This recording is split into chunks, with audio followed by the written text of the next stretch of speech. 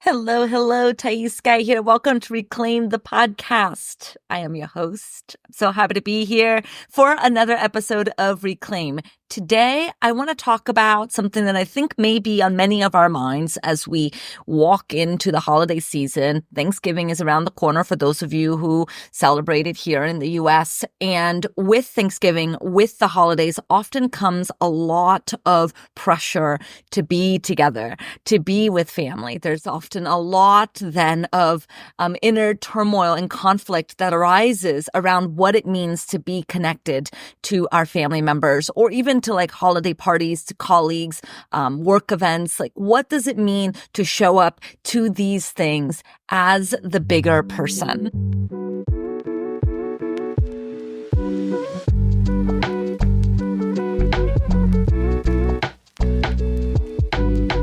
Topic du jour is, why do I have to be the bigger person? And it's a conversation that has been coming up a lot in my clinical work with the elections, with the holidays. There is this sense of like, why do I have to be the bigger person? Why do I have to go first? Why do I have to say the right thing? Why do I have to be the one to invite in these difficult conversations? And so I thought I would record a whole podcast episode on it.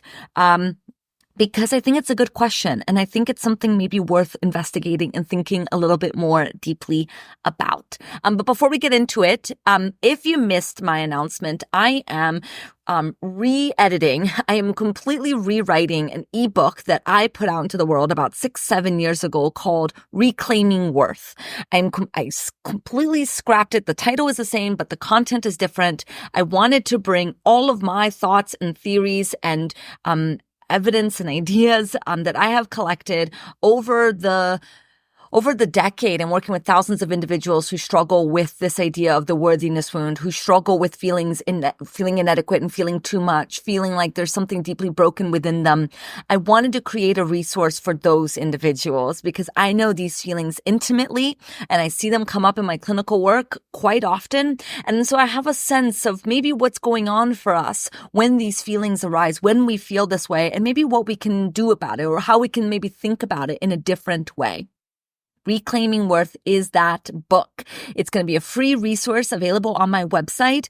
I was hoping to have done in mid-November, but I want to make sure that this is really good stuff. And so I need a little bit more time to edit it and work on it, but I'm hopeful to get it out in the beginning of December.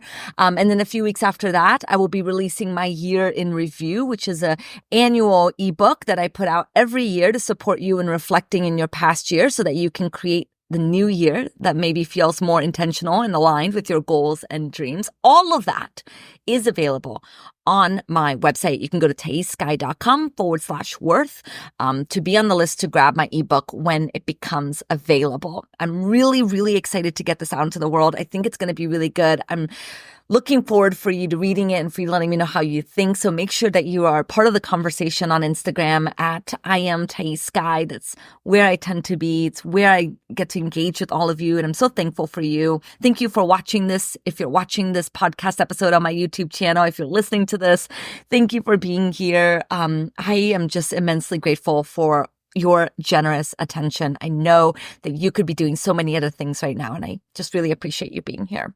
Okay, so let's talk about, why do we have to be the bigger person? Even that question, like, why do we feel like we have to be the bigger person? I think really speaks to a conundrum that many of us face around knowing what we are invited to do and not wanting to do it, right? There's like a tension between, I know what the right thing is for me. I know what I should do, but why do I have to do it? Why do I have to be the one who walks away? Why do I have to be the one who doesn't say the thing that they got to say it, right? They got to do whatever they wanted. Why don't I get the same free reign? Why don't I get to kind of act in however way that I want to act?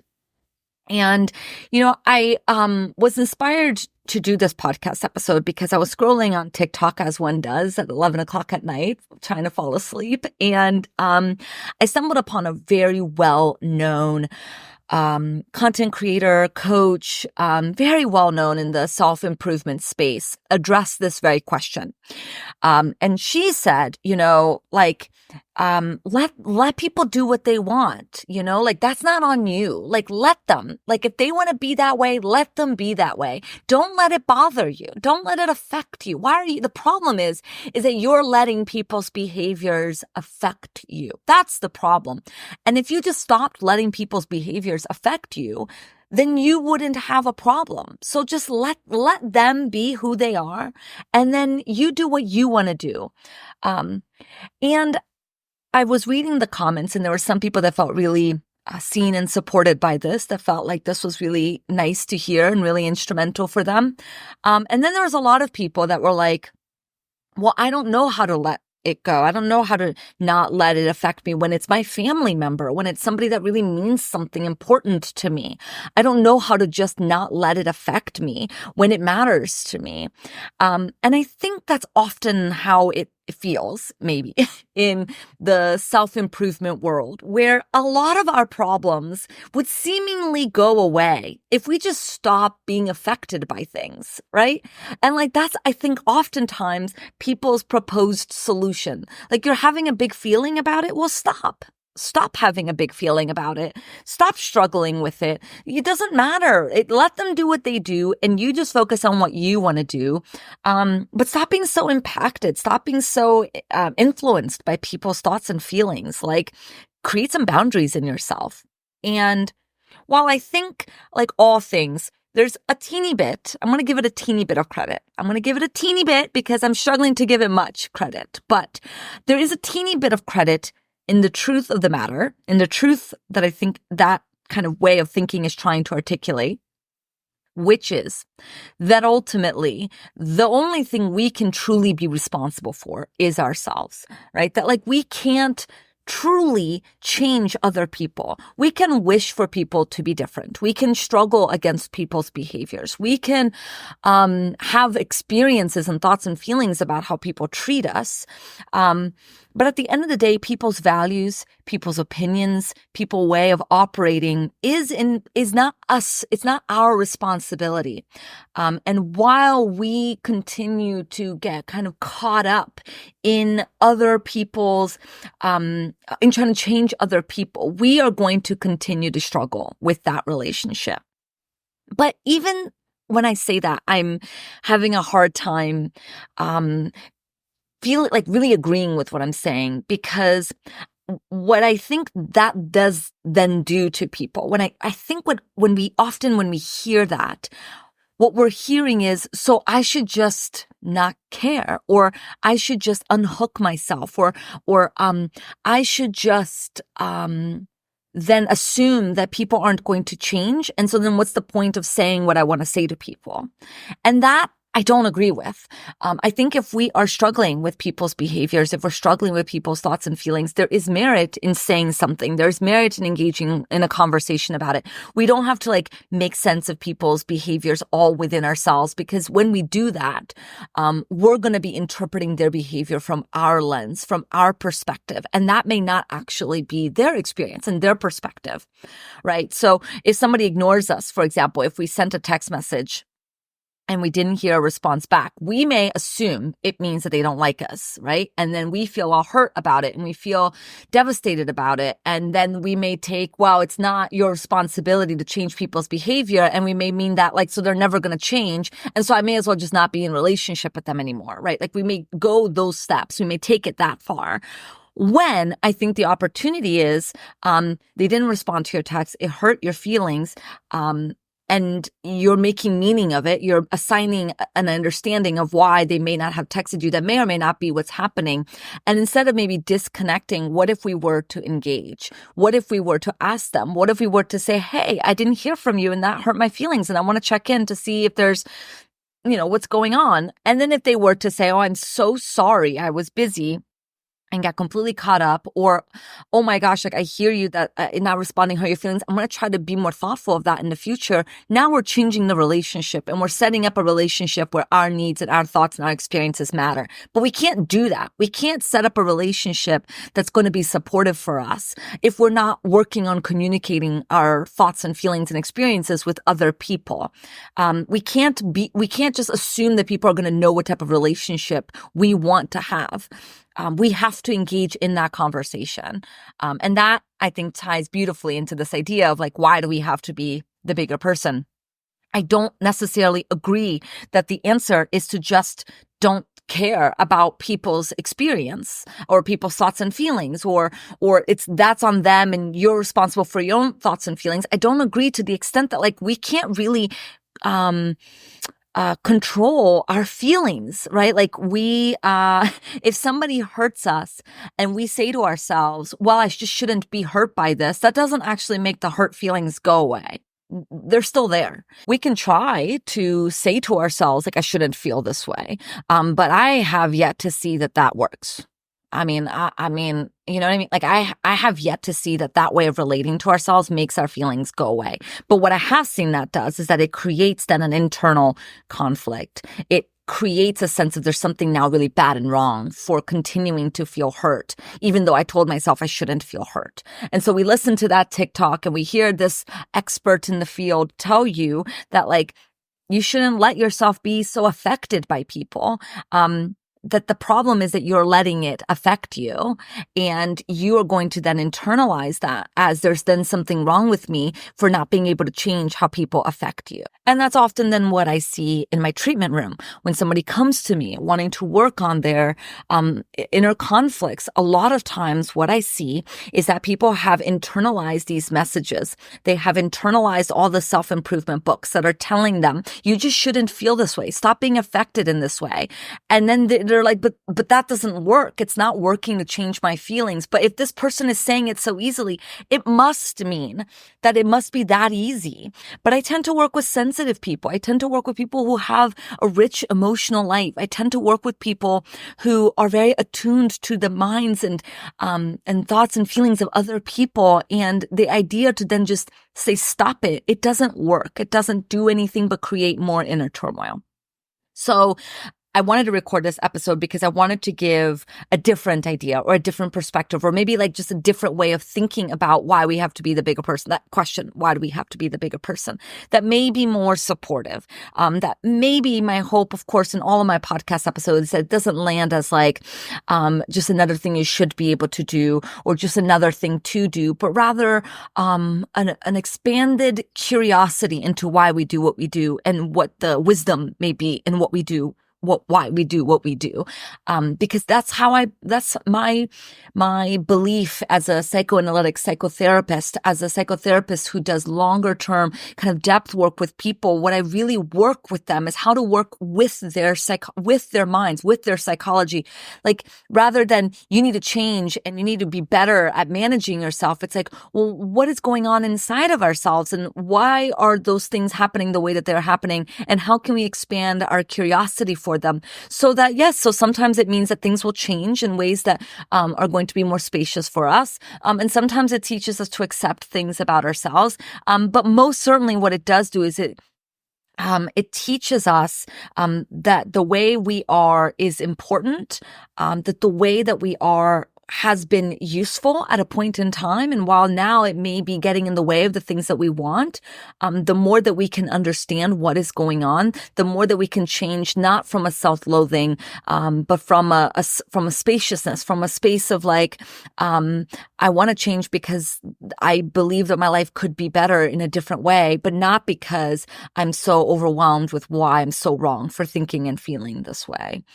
Okay. So I think I've laid enough of a foundation here for today's topic. Why do I have to be the bigger person? Why do I have to go first? If this topic resonates with you, which I'm assuming it does because you're here, if this topic resonates with you, it is often because we are looking at relational dynamics from a transactional point of view where we have to be thoughtful of what we are getting and what they are getting from the relationship. What it means when we are relating to relationships as transactional is that it feels like there's a doer and a done onto. There is one person who's doing something to a person, and then there's a person who's the recipient end of that, and they're kind of then just have to accept what is going on and what is happening there. And when we are relating to ourselves, relating to each other and relating to ourselves, it's like, why do I have to be the bigger person? We are imagining that there's a transactionality in the relationship where the person is doing something to you and now you just have to take it or you just have to ignore it. Generally, and I've done a little bit of research on Reddit to get a sense of this, but generally when we're talking about being the bigger person, we're often talking about trying to avoid conflict.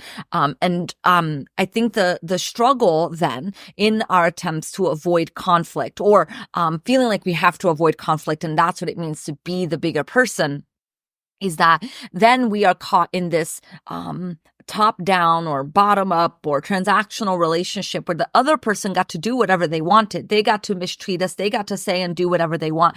But now we, the recipient of that, have to just take it. And if we are to be the bigger person, it means to just accept that they treated us this way and to walk away. So when we're finding ourselves doing this, when we're relating to ourselves and to other people transactionally, essentially what we're relating to is this way in which the relationship is conditional, and it's based on what one can give to another person, whether it's time or resources or some kind of tangible benefit, right? Transactionality means that you do something, I then do something. There's a reciprocation based on keeping a close eye on score giving.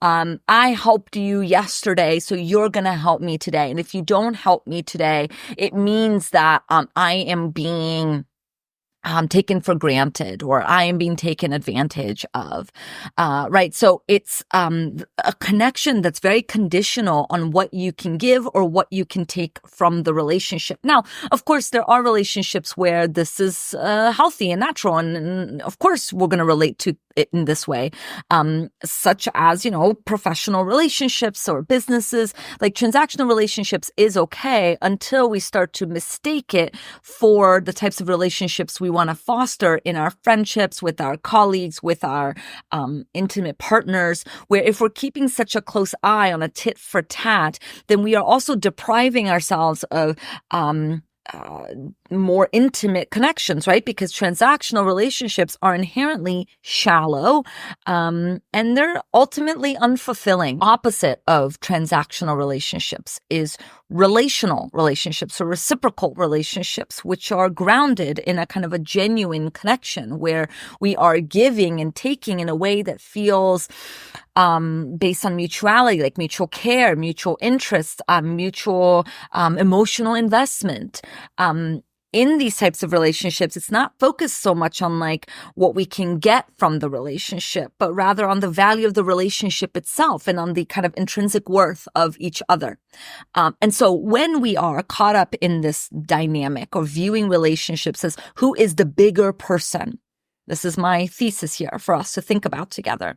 If we are caught up in that type of relating where we are noticing that we have to be the bigger person in order to whatever it is that we're wanting to get, we are probably more likely relating to the relationship as a whole in a more transactional way, where we are seeing that, why do I have to be the bigger person if the relationship is not giving me what I want, right? Why do I have to be the bigger person if the other person is not the bigger person?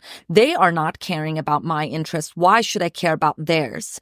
Well, that question is suggesting that the only reason why you would care about someone's interests is because they would care about yours, right? So at the heart of this question is a transactional way of relating, where we feel like the only reason why we would be good for somebody is because they then would be good for us, that they would then respond to us in the way that we want to be treated. But there's a lot of assumptions that we're also making when we're relating to people transactionally. Because the tricky part of transactional relating is that we are assuming that the other person not only is also participating in it, but they also view the transaction similarly. Part of what allows, I think, our culture to kind of move in the direction that it moves in. I'm not very good at talking about economics here, but stick with me for a minute, right? It's like the idea of money and value and being able to tie a product with an amount of money that then you work to earn so that then you can give money to get that product. And like we can talk all day about how unequal some of that distribution is. But if we all have a general understanding of what a dollar is and what a dollar can purchase, it moves the economy forward. Yes? And we need a certain amount of that stability in order for people to feel safe to move money and to use their money. What allows that to work is that we all have a common understanding of what a dollar is. When we're talking about relationships, though, particularly when we're talking about transactional relationshiping, we are assuming that people are giving us $1 when they may be giving us $10 and we're relating it to it like it's 50 cents. Right? It starts to be a non sequitur. When we're thinking about why someone treated us the way that they did, we are trying to understand it from our lens, our perspective, our way of seeing the world, our way of relating to them. We're assuming we're placing our value of $1 onto that person's behavior.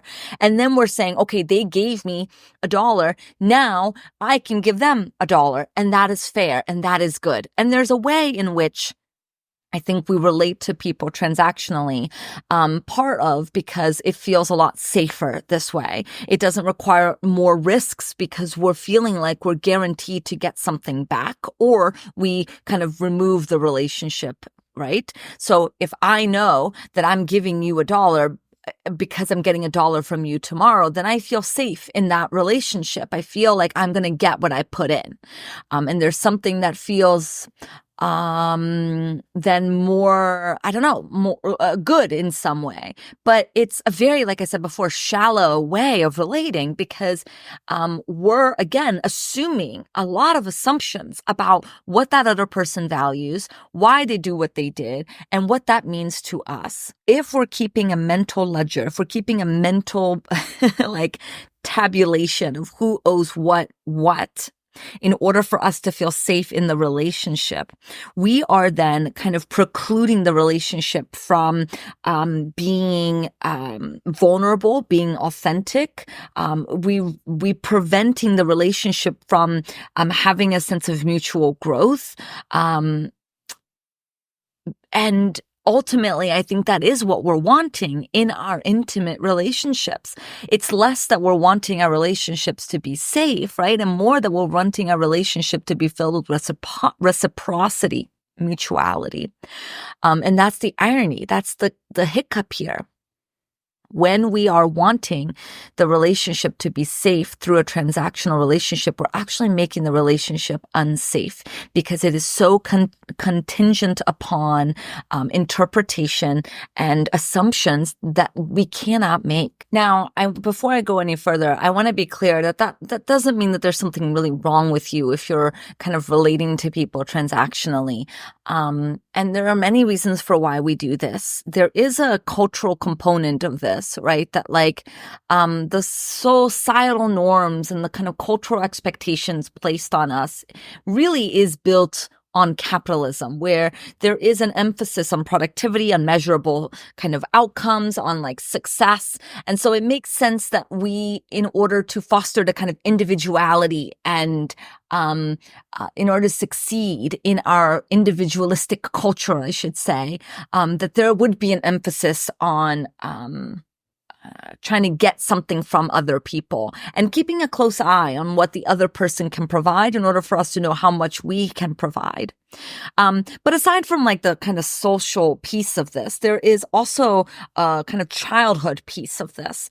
A lot of times when we grew up in an environment of scarcity, where we didn't feel like there was an abundance of care, of a focus on your emotional growth, when it didn't feel like validation and warmth was readily given, if it felt like you had to earn it, or it didn't come that easily, or there was like a setup in the family system where there was a sense of competition with siblings, if you were raised in that environment and believed that the things that you want require you to work really hard to get, well, then of course we're going to go into adulthood relating to people similarly. We're not going to believe in a way that people give freely, and we don't even know that we can give freely. A lot of times, if we are raised without having been given freely, we now are terrified to give freely. Yes. And so, now, we may be looking at relationships as an opportunity to get what we lacked. But because we're so in touch with what we lacked, we now may be keeping a very close eye on how we can get it from the people around us. There is a real kind of sadness about this dynamic, but it's very, very common. In fact, I think most of us struggle with intimate relating, and most of us, in some ways, have a transactionality piece to our relationships. And I think a lot of it is also because of, unmet emotional needs, where we look to our relationships to fill the gap of what we didn't get. Right? We didn't get to what we needed then. So now we're going to keep a close eye to make sure that we are getting what we needed then, now. The problem is that can never be enough, because we can't ever get what we didn't get then, now. We can get a form of it, but we can't undo the past. We can't get the type of attunement and love and support and warmth that we needed from our parents now and expect it to fill the hole that was then. I mean, there's something really sad about that. There's like a mourning that has to take place here. So, of course, part of this too has to do with being able to manage the vulnerability that we're fearful of in relationships, right? That we're really terrified to be vulnerable, we're really terrified to take risks, we're really terrified to open ourselves up. And so we're hoping that if we can measure where the relationship stands, again, through that kind of transactional lens, if we can keep a close eye on like what the state of the relationship is, then we feel like it will will be protected from that, from the vulnerability, from risk, from rejection. Again, though, it just doesn't work out. It doesn't work out that we can create the types of connections that we want transactionally.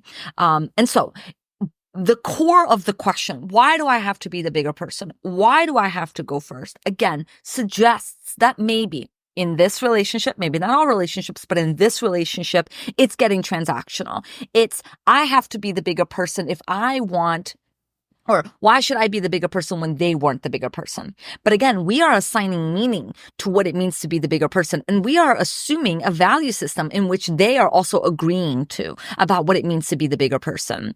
This happens all the time, this type of like miscommunication or misunderstanding where, let's say we're in a friend group and one of the friends got everybody apple pie and didn't get us apple pie.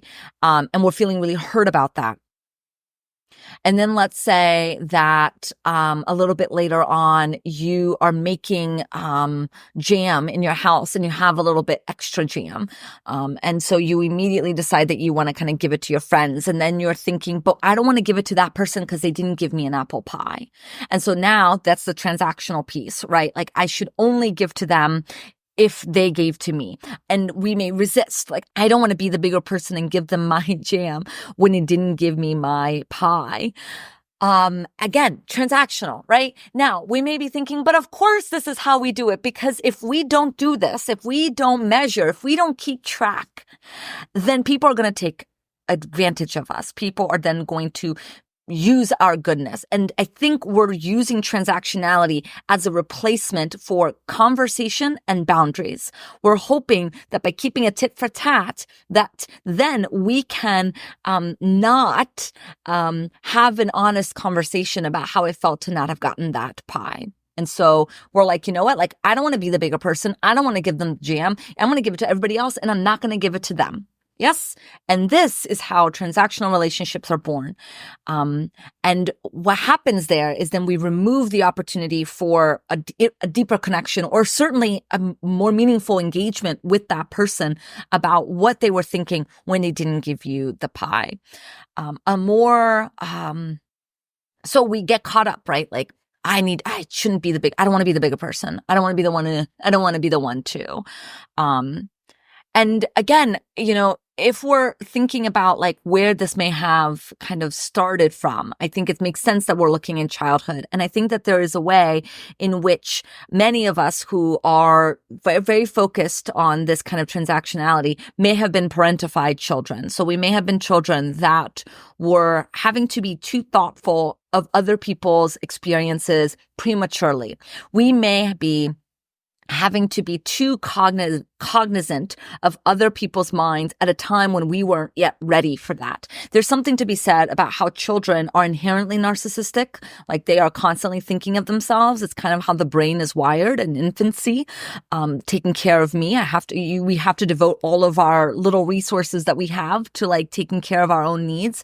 And as we are responded to accordingly and allowed to a certain extent to be narcissistically inclined, and then slowly over time kind of pushed and helped to start to see and understand the minds of others, we start to develop then a healthier way of relating to ourselves and the world. But if we were deprived of that, if we were told at a time when we were not yet ready on a chronic basis that you need to be thinking about other people, how do you think that made me feel? Especially as caregivers, right?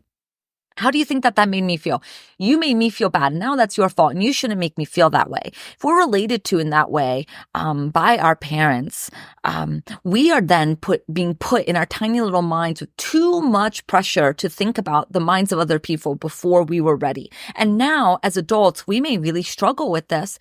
And part of the why do I have to be the bigger person? Why do I have to go first? Is a reflection of that. Is that we are thinking too little about our own needs, about our own experiences, and we are thinking too much about other people's needs and other people's impacts, and we are being frustrated by that. There's like an early frustration that we are now pushing up against when we're having this inquiry. And one of the things that I kind of want us to think about or kind of promote is that in those moments when we are thinking, why do I have to be the bigger person? To notice that is maybe an alarm bell that you are trying to do to yourself what your parents did to you. Your parents made you think about other people too soon. And now you're being put where you're trying to think about the other person too soon. It's happening internally, you see. The same dynamic is happening internally now as an adult that happened then as a child. And it's the same kind of frustration of like, maybe the opportunity here is for you to slow down and really attend to your own hurts, your own needs, your own desires, your own frustrations before you start thinking about the other person. So before I struggle with why do I have to be the bigger person and give them jam when it didn't give me apple pie, maybe that's an invitation for me to slow it down and give myself some time to be hurt about the fact that I didn't get apple pie. Maybe this is an invitation that maybe I'm not ready yet to think about the other person. Maybe I just need to take some more time to understand why that stirred something up for me. Why that was so upsetting to me. What was that like for me? And maybe it'd be helpful to talk about it in therapy and to kind of give ourselves more space to let it be about us for a minute. And what we then tend to find is that when we give ourselves enough space to be with our hurts, it's much easier to respond to the world, to that relationship with a little bit more spaciousness. And maybe after that period of reflection and we're upset at ourselves, we're upset at the world, we feel that things are unfair, we're letting ourselves really struggle in it. Maybe after that, we decide, you know what? I don't want to relate in my relationships transactionally. So I'm going to give them jam, not because this has to be a transactional relationship, but because when I give to people, I feel good and I like giving things. And this is why I created Extra Jam in the first place, because I genuinely like giving things to other people. And this is my value system in play. And so I'm going to give and I'm going to be generous and I'm going to trust that generosity is going to come back to me, even if it's not going to come from that specific individual. And maybe if after this grappling, we're still having some feelings about it, maybe the next step is to talk to the person that didn't give us an apple pie and say, like, I feel hurt, that you didn't give me an apple pie. And then maybe the person's going to be like, oh my God, I thought I heard you say a few weeks ago that you didn't like apples. And so when I was thinking about buying, making apple pies for people, I didn't want to give you one because I didn't think you were going to like it. And then you're like, oh, I completely forgot that I said that. No, I only said that in the context of apple juice. And I don't get why people love juices. And I don't like apple juice. And there, all of a sudden, is a completely different dynamic between you and that person. Right? Where now you are opening up for your hurts to be expressed, to be talked about, to be advocated for. You're creating a relationship where there's space for those types of conversations, and you're getting clarity.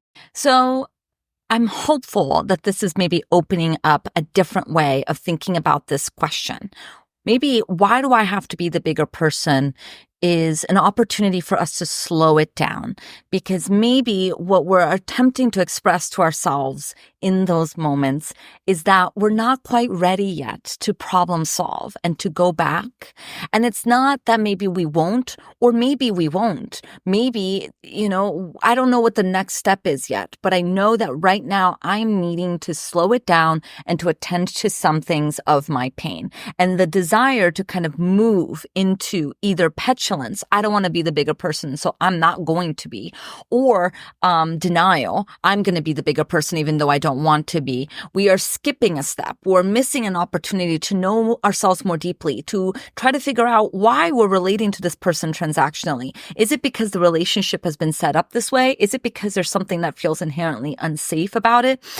Is it because, there's something that has an opportunity to be worked through? Or is this the type of relationship where we may need to be creating a little bit more space? Because oftentimes we set up relational dynamics because we're not feeling like the relationship can hold our vulnerability. And so there's an opportunity for us to then investigate why. What is it about this relationship that is making it unsafe? But I want to say that just because the relationship doesn't maybe feel safe doesn't mean that it's not. And that's what can be really hard about kind of developing new relational competencies and developing relational skills, is that oftentimes, particularly if we have experienced childhood trauma, we have a really weird maybe not weird. What am I trying to say? A hyper-vigilant attitude towards what is safe and unsafe, that may lead us to think that we are more unsafe than we are. And that can be really detrimental, right? Because then if we're chronically relating to all of our relationships as unsafe, then we're not really fostering the types of relationships that allow for intimacy and trust. And then, there's an opportunity there for us to do some deeper work. Okay.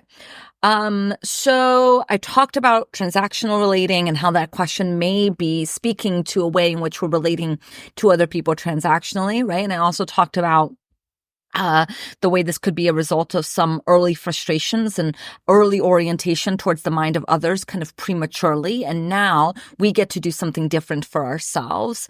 But I do also want to say something about when we're finding ourselves in conflict, because oftentimes this is when this idea comes up. Why do I have to be the bigger person? Often comes up when we are in conflict, right? When we're finding that the other person is doing something that we don't like, and we are having a difficult time knowing how to relate to that behavior. I think it can be really understandable when we're really activated to want to justify doing really bad things or things that we don't want to be doing. And we can find all sorts of ways to justify it.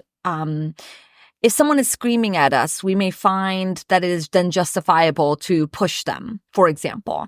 And we may not want to be the types of people that push people, but we are in this moment, we are in this volatile setting, and we feel like, well, they're doing this to us, so I'm going to do this back to them.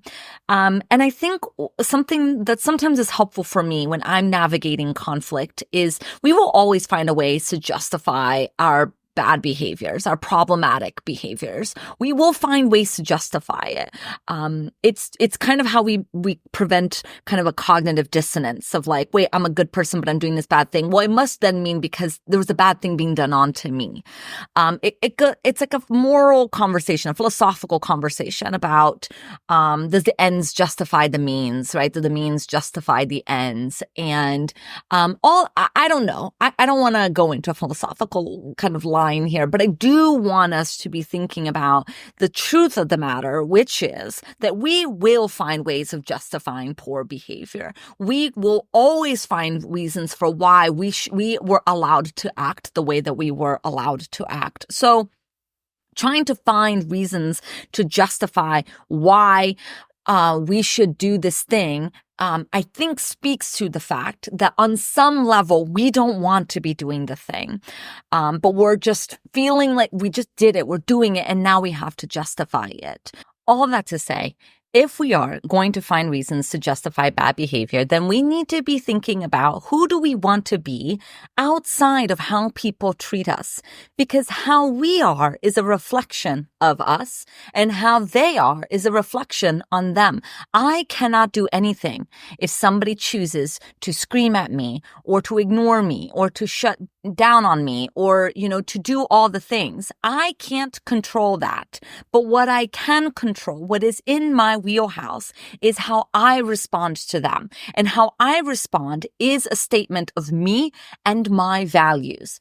And so if we are using, why should I be the bigger person, to justify why we should act poorly, or poorly just means like act in a way that is incongruent with who you want to be, then we are missing the point. Because the point is not, I should be the bigger person. Should I be the bigger person because they weren't good to me?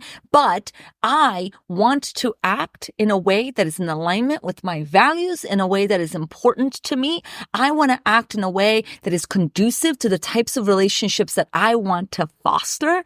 And that means if I want relationships that people don't scream, then I need to bring that into the relationships I have by not screaming. Do we see this? One of the best ways that we can guarantee that we have more of something that we want in our relationships is to do it, is to bring it ourselves.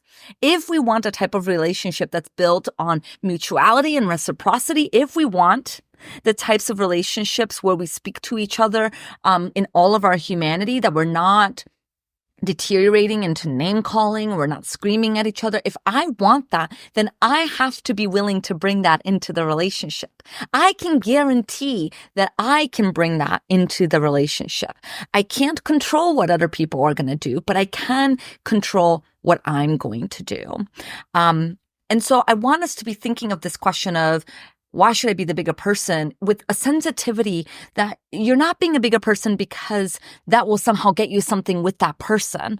But there is a way in which to be the bigger person means to be right with yourself, because you have to live with yourself and you have to live with your decisions. And unless you're going to try and find ways to justify why you did what you did, to absolve the cognitive dissonance, but it still will eat you up inside, there is a different way. There's a different way that we can be. And I think that this question of, why should I be the bigger person? The answer is you shouldn't. There's no need to be. You don't have to be anything. You don't have to be the bigger person. No one's stopping you from being the smaller person. No one is stopping you. But you're asking yourself this question because on some level, you recognize that you want to be right within yourself. You're doing this for yourself, not for the other person. You're the one that has to sleep in your mind at night. So wouldn't it be wonderful if you found yourself in the ways that you want in your relationships? And I think this also ties into the question of what's the point of saying anything or going first or being the bigger person if it won't change anything? Again, that question really speaks to the fact that on some level, we're desiring something different from the other person. And we're hoping that by being the bigger person, whatever that means, we are more likely to get something from the other person. And that again misses the point. Well, we're not the bigger person because of what we want from the other person and that kind of transactional relating. We are being the bigger person. We are doing the right thing because we want to be the type types of people that does the right thing. We want to be the type of people that act in accordance to our values. Yes, it's not about the other person at all. It's about who we want to be. I want to be the type of people who give jam freely. And so I don't need, but if I want to be that type of person, then I am invited to do that, even in the face of somebody maybe not giving me an apple pie, right? I'm invited to be that person because I want to be that person. That other person may not have that same value system. They may not operate with the same accordance, with the same sense of, I want to make apple pies for everybody. This is, again, before we understood maybe that they didn't make us an apple pie out of a thoughtfulness for our limitations, for our boundaries, for our considerations, right? If we don't even know that yet, I can't speak to them. I can't speak to why they would do what they do, but I can speak for me and what I want to do, what I do. And as I give my jam freely, as I give my thoughts and feelings freely to the world, I am creating a type of relationships where that is welcomed, where that is invited. Now, I know, though, that for many of us listening, we identify as people pleasers or we identify as overgivers. We are already too oriented into the minds of other people and doing things for other people.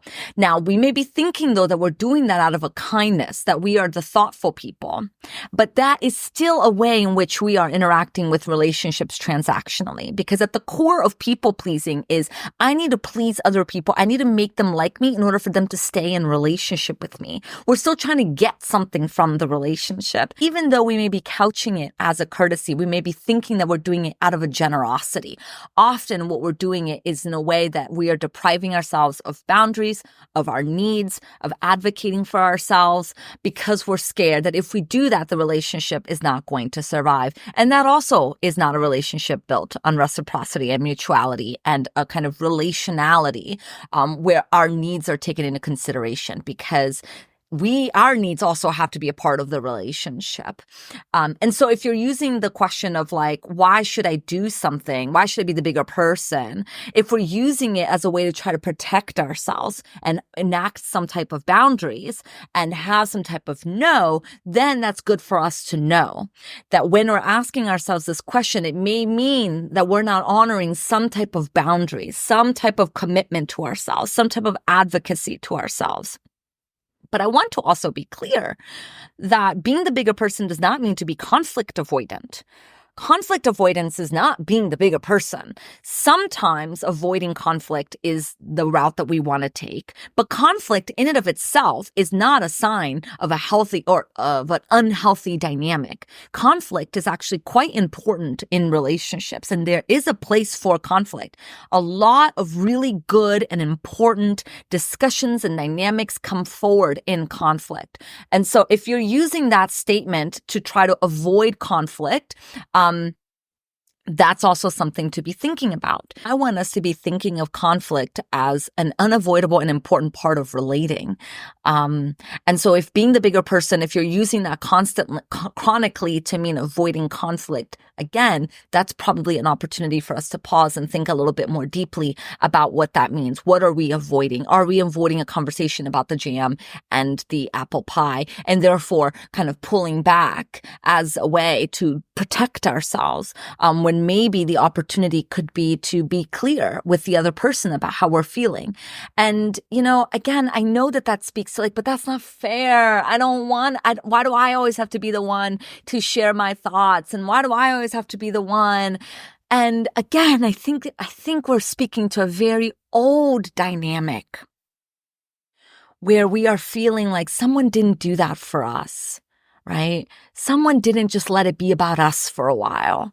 A caregiver did not give us enough space to be in our own pain, our own experience, before prematurely we were pulled to have to think about other people. And now there is something to be mourned about the fact that we didn't get something that we needed then. And the tragedy of that, because even though we didn't get it, that doesn't obfuscate us from the responsibility now of communicating our thoughts and feelings. No one is going to do that for us. And that can feel tremendously unfair. And that's fair to feel that it is unfair. But that doesn't mean that it's going to take away. Like, taxes are unfair, right? Like things in life are unfair, and it doesn't stop us from having to show up to our responsibilities. But we can certainly have these moments of it feeling unfair. Now, if you're doing all this, if you are being the bigger person, if you're whatever, if we're like grappling with all of this and you're not feeling better, like it's not feeling good, it's probably because you're still not honoring your core experience. You're still getting pulled into a dynamic, probably an earlier dynamic, rather than like pulling back and really examining what is going on here for you. And I think sometimes it's because we want to look like we're the bigger person. We want to appear like we're the conflict avoidant and we're the healthy one that gives the jam, without actually addressing our own pain and hurts and feelings. And we're kind of wanting to appear a certain way rather than really confront what we're experiencing. And that may be why we're not feeling better about giving the jam so freely. And so, of course, as a therapist, this is kind of what I get to do, is to invite us to have our feelings. Like, notice where being the bigger person is a way in which your inner critic is trying to shut you down from your hurt, and where you are avoiding your feelings, your experience, your tantruming inner child, right? Like, where are you avoiding it? And that goes, I think, full circle back to this personal development person telling you that the answer is to just not let people impact you and just not let yourself have feelings. I'm saying the exact opposite. Let yourself have your feelings. It is there. So you can either let it and acknowledge it and attend to it, or you can deny it, suppress it, and it'll come out another way. But your feelings cannot be controlled. It's not something within your control. It's a reaction. It's what happens when we're relating to life, when we're experiencing life. We're going to have thoughts and feelings about things that happen to us. And so it's not about trying to pretend like you're not experiencing things, but about being able to get curious about it and attend to it and maybe find a way to get what that need is met, either by you or by the people around you. And then the last thing I will say is that what happens when we're doing this work and we start working towards moving away from a transactional relationship into like whole people relating, into a relational type of dynamics with people, is that things do tend to feel a lot more generous and a lot more abundant, and we are more likely to get our needs met.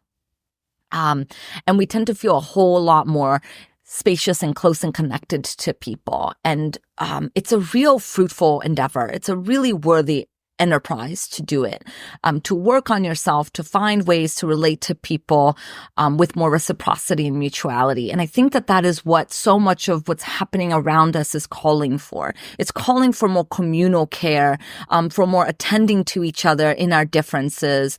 It is calling for us to recognize and tend to our hurts so that we have the space and the capacity to recognize and tend to the hurts of other people. And so I honor you on your journey, wherever you are, of naming and advocating for yourself, being the bigger person, not because you have to be, not because someone's telling you to be, not because of what you think you're going to get out of it, but because you want to live a life that is in accordance to your values, in accordance to what's important to you. And we do tend to feel better when we live a life in that way. Okay. Thank you so much for being here. As always, it is such a pleasure to release another episode for all of you. If you're on YouTube, like, subscribe, all the things I'm supposed to say to you. If you are listening in the podcast, I also really, really appreciate you. Come tell me how this episode landed for you on my Instagram at I am Thaís Sky. I love being connected to you, and I'm so appreciative, and I'm looking forward to talking to you in the next episode. Okay. Take care.